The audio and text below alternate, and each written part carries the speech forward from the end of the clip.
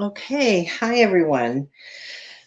So today I'm going to talk about the different ways that I frame my and finish really my artwork for not only gallery shows, but also art walks and the displays that I have there. And then also today we're going to finish up the painting that I did for my brother. And his wife of the Grand Canyon. And as you can see, I've started, but we're going to finish up with the back and we're going to just talk about a few things. So also, let's go ahead and show you the piece that I did the other day, my Golden Galaxy. And I should probably get my computer out and make sure that we're actually live on YouTube. So why don't I do that really quick because I forgot that.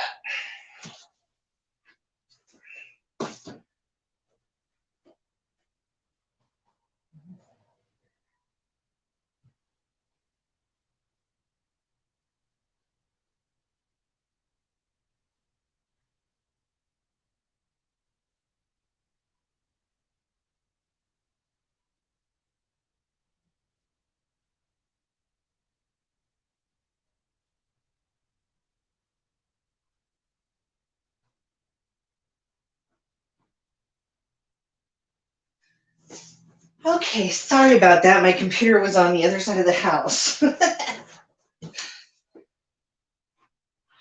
I should maybe start over, but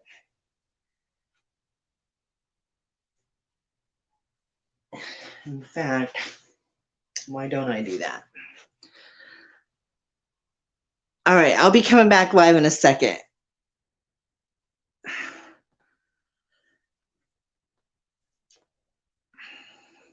Oh, forget it.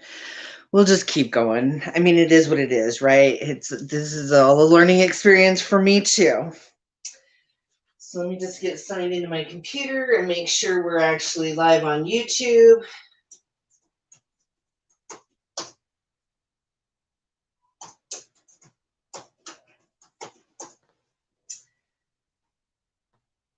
Just a second here.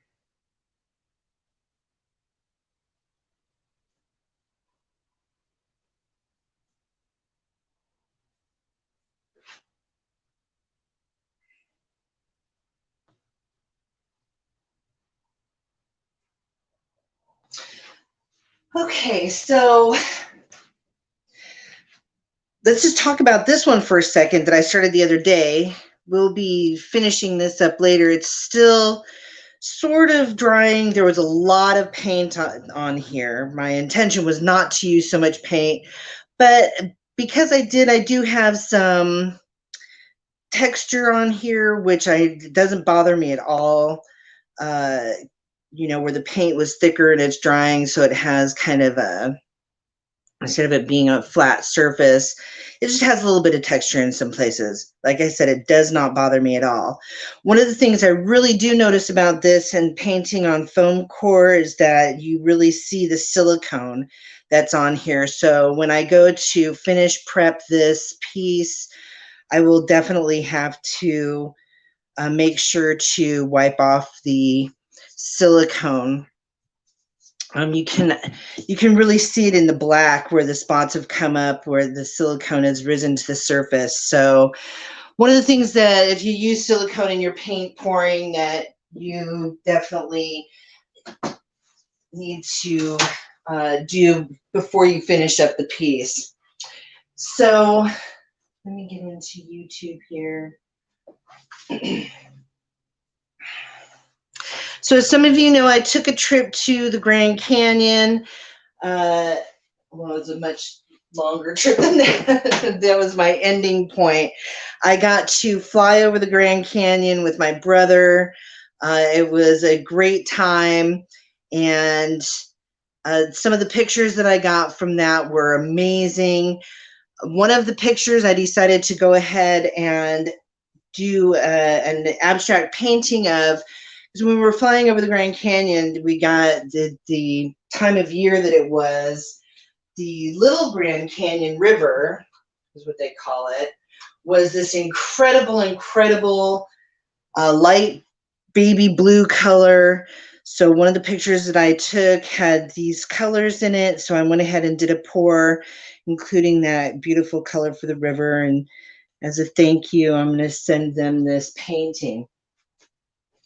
So one of the first things that you need to do after your painting is dried, let it dry for at least a week, is to put a clear coat on it. I've talked in the past about the liquid glass that I use for three-dimensional pieces to attach the 3D object onto the piece. That's one kind of finish coat. The other kind of finish coat that I like to use is the Acrylic UV resistant clear acrylic coating. This is a spray. They also have a low order clear finish, a low order odor clear finish, but it's not UV resistant.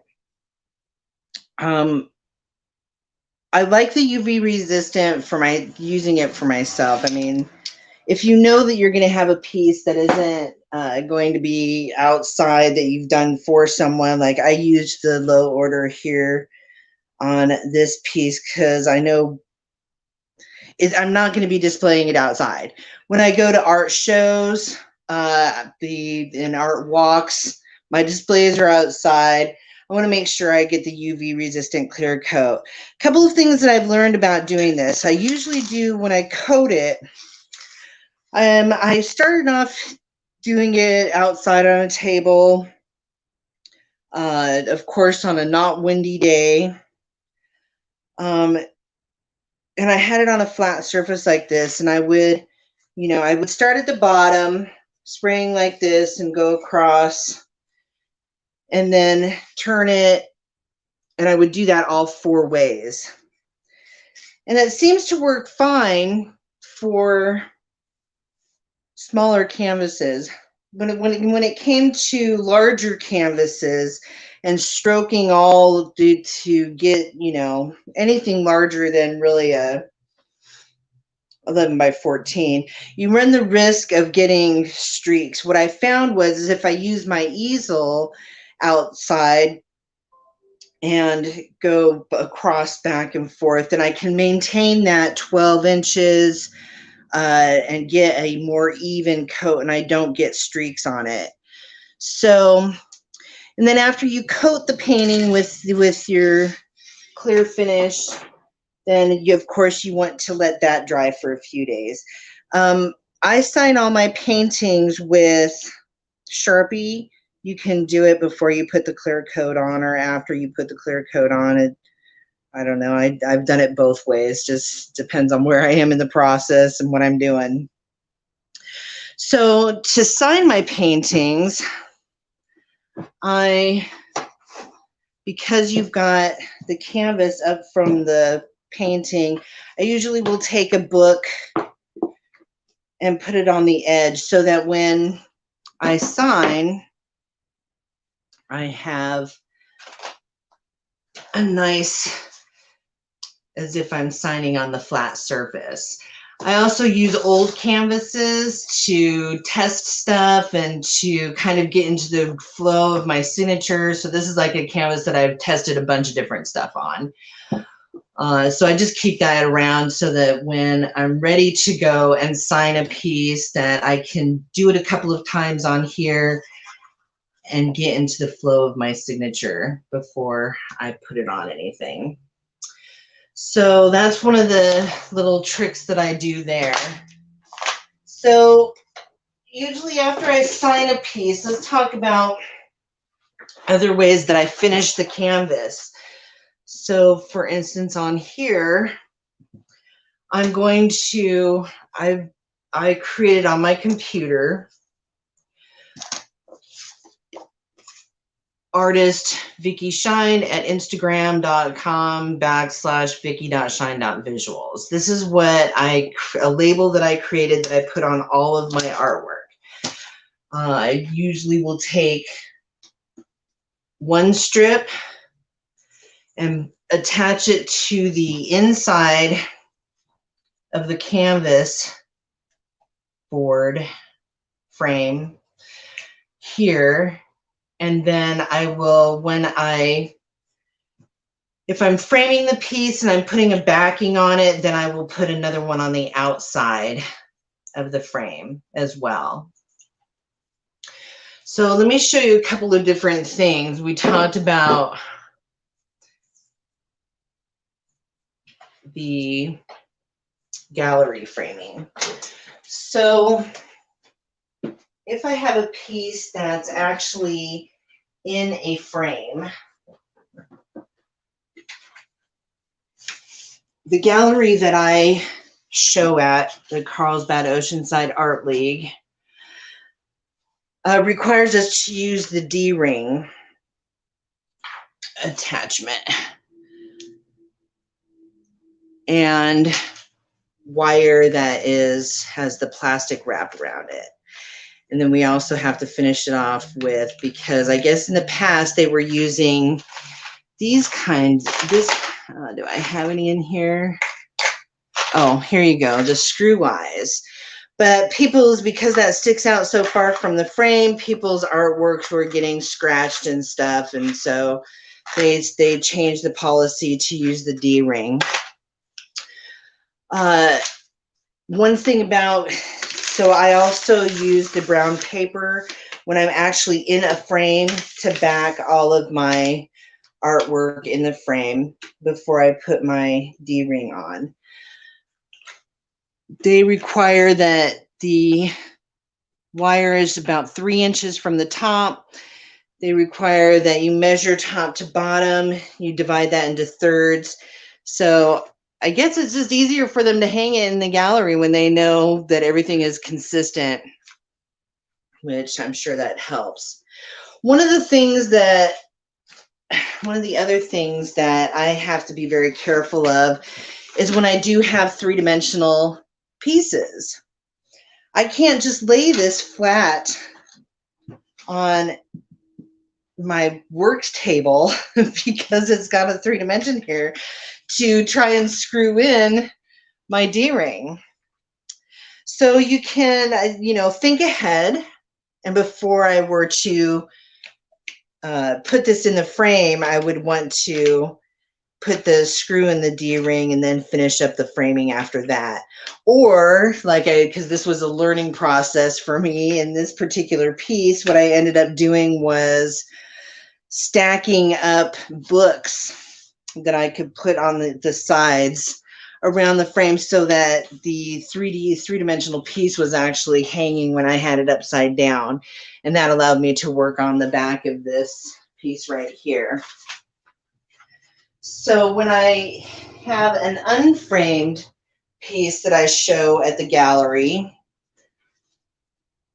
I can simply put the D-ring right onto the frame of the piece, again measuring a third down of the length and then 3 inches from the top. So I really do when I first started doing this, I was using regular wire, and it does poke the hell out of your fingers.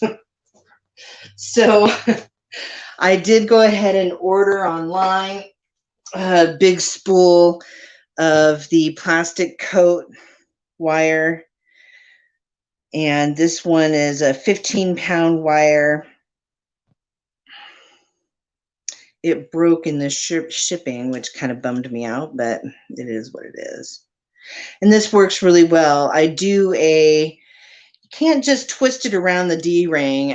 I do a knot around the D-ring just to give it more, and I do a double knot actually, because I've had a single knot even come out just very easily. So I do a double knot twist kind of thing, and then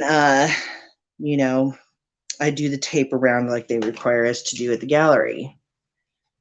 So what is the other thing that I wanted to show you? So if for the, here we go, for the paintings that I take to the art walk that are not for the gallery, I keep my paintings in poly bags. It helps them, it just helps not get any, because when I clear coat my painting, I don't clear coat the back. And so what started happening was if my paintings were all laying up against each other, then this paint that didn't have a clear coat on it was, you know, if it's a humid day or what have you, then it was, you know, just leaving a little piece of paint on the picture behind it. So that was another part of the learning process. So for paintings that I don't have hanging at the gallery and it's just for my art walk display, and I just use the staple gun. I put a knot, a good double knot in my wire, and then do my measurements, and I just staple gun it to the back. This allows me to display the painting on a paint rack or on a racks at the art walk, and also, you know, keep them nice here in a more finished way in my poly bag. And as you can see here, I have my label attached to the bottom inside of the wood frame. So those are just a few of the techniques that I use for finishing my artwork, for getting them ready for the gallery, for art walk display. And now this is a personal painting, so I know where it's going, who it's going to, and how I'm going to frame this for them, for my brother. So as you can see, I already have this inserted into this frame. It's really tight, a really tight fit in there, so I really don't have to worry about trying to it coming out in any way. This frame did come with a back that has hangers on it, but I know that they're going to be using this in a fifth wheel when they retire. They're going to be taking this with them on the road. This type of hanger and a fifth wheel with, you know, it's not going to work for them. But I do like finishing off the back. I might as well use this and have a nice finish on the back of this for them. And if they choose to use this, if this is something that'll work, but I'm going to go ahead and use my staple gun with the wire and just do that as well for them, so that they have the choice. So first thing I need to do, so as you know, I already signed it. I have my clear coat on here. I've got it inserted in the frame. Now I'm going to attach my label to the inside of the frame here, inside of the painting frame. Just use some hodgepodge.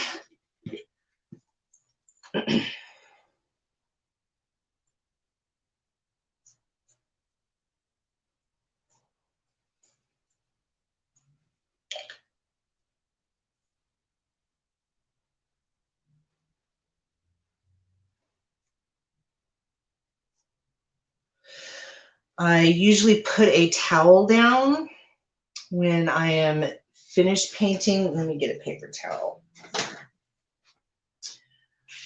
because I don't want my painting to get scratched. I don't want the frame to get scratched, so I just put a towel down.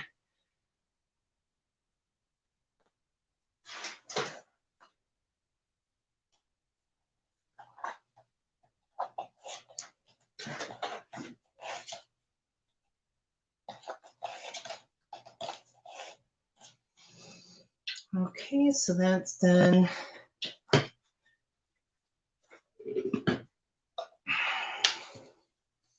And as you can see, the inside of the frame there, I've just put my label. Now I can go ahead and close up the back. Because this is a special gift, there's a couple of things that I'm doing different with this one. I'm,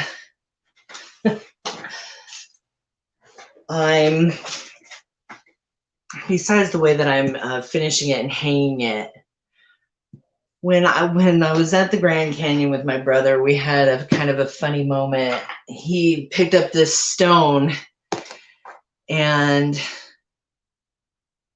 looked at it and spit on it, because I had been telling him that I collect rocks for my rock garden, and he spit on it and kind of polished it up, and then he went to hand it to me.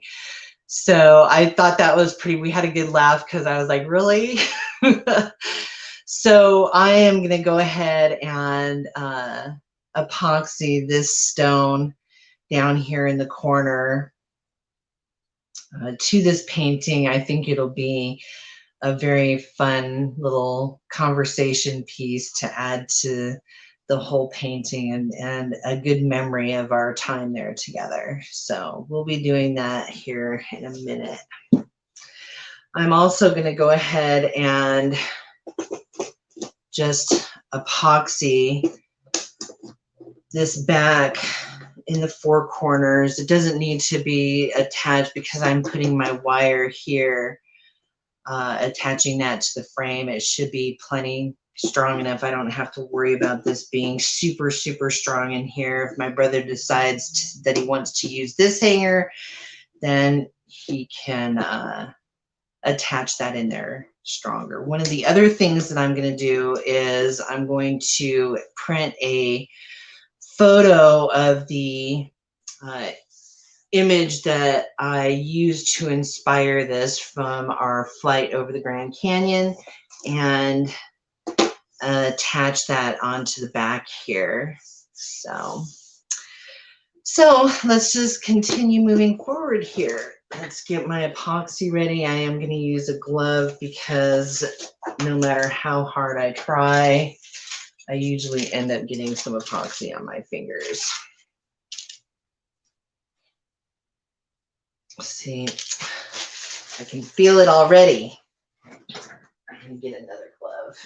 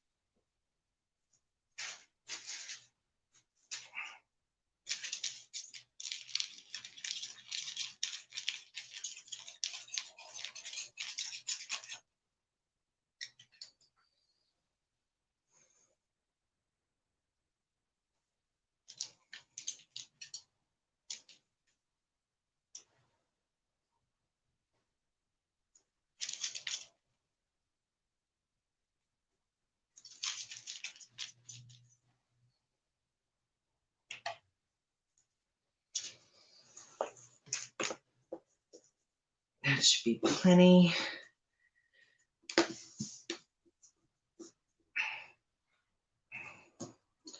Just to give this back a nice finished look.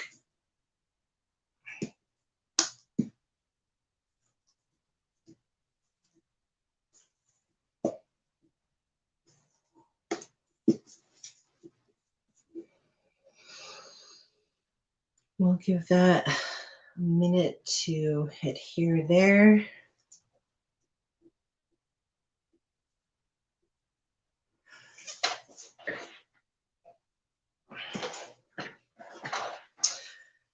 Okay, then I'm going to take another label. I'm going to put that right down here on the frame.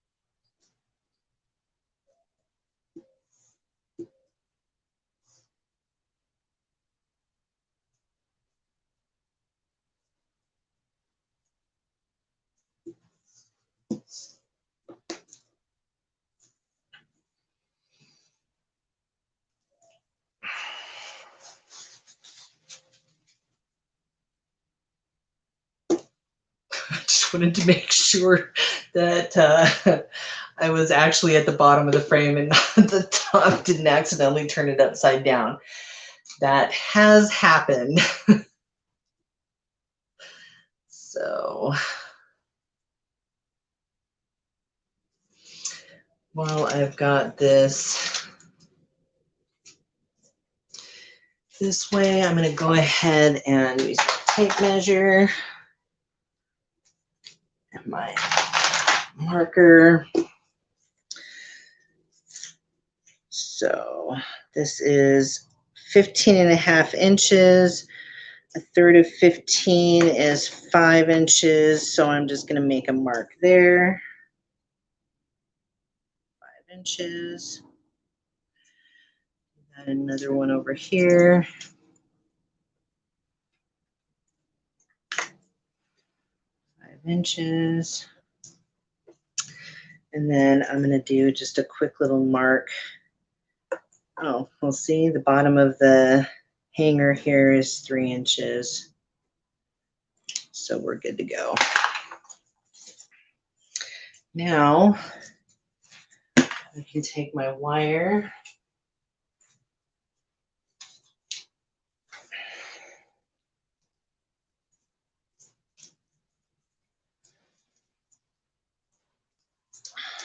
Take these off.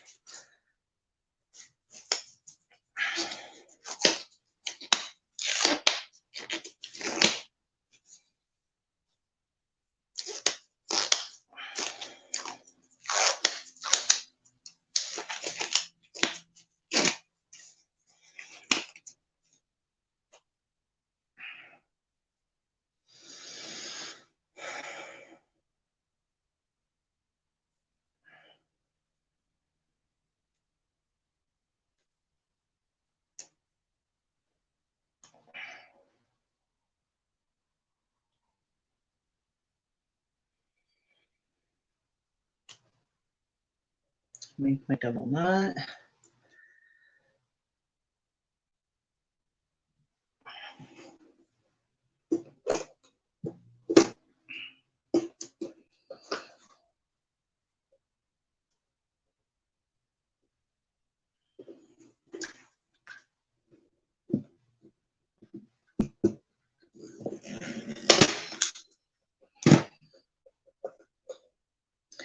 That was closer to the edge than I wanted, but that'll work.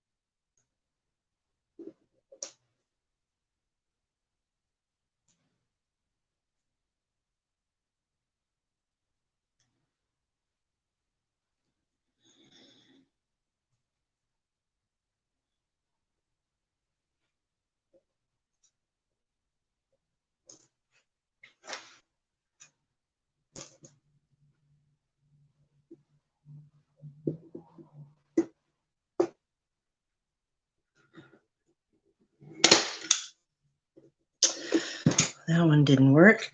Let's try again. All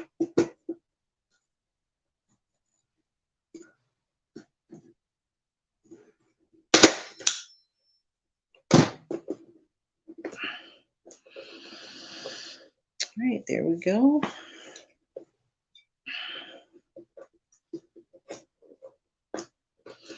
Now I could take this just to finish it off nicely. I'm going to go ahead and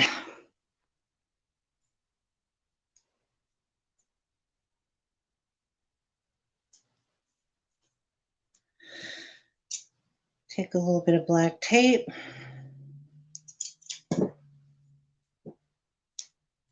just finish this off right here.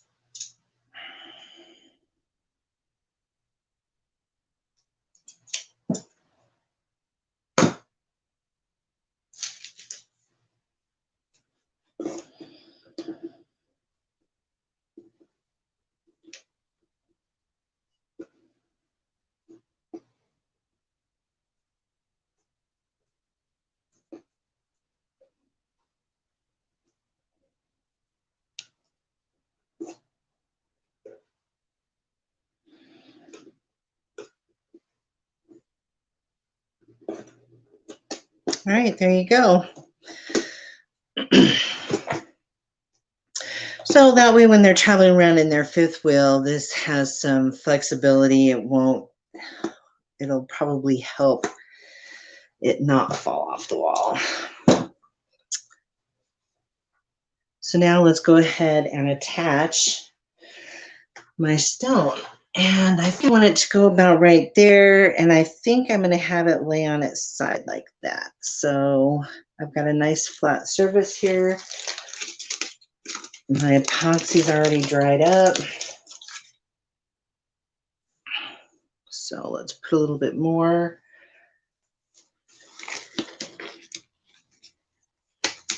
I really wouldn't worry about these gloves so much, but that stuff really sucks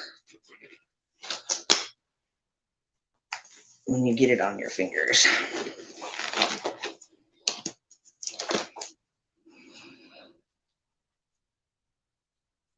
They have the nice newer stuff. I have some of that too, but I'm using such a small amount that I just decided to, but you know, they've got those nice dispenser things now that are really easy to use and you don't get on your fingers so much. But I need such a small amount that I'm just going to go with this.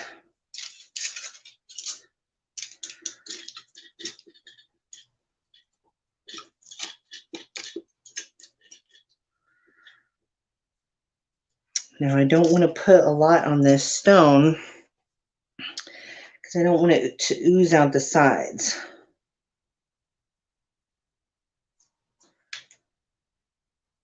When I place it on the painting.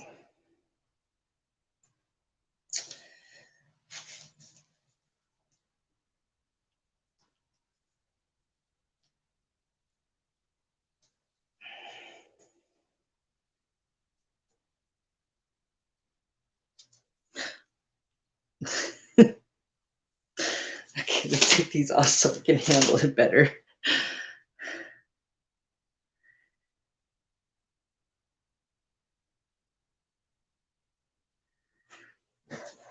That's the spot.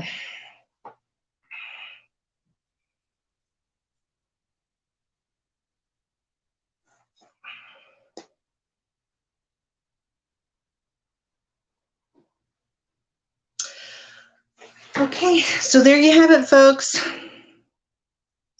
that is my process to finish up my artwork for gallery shows, for art walks, and for personal artwork. Let's check the chat.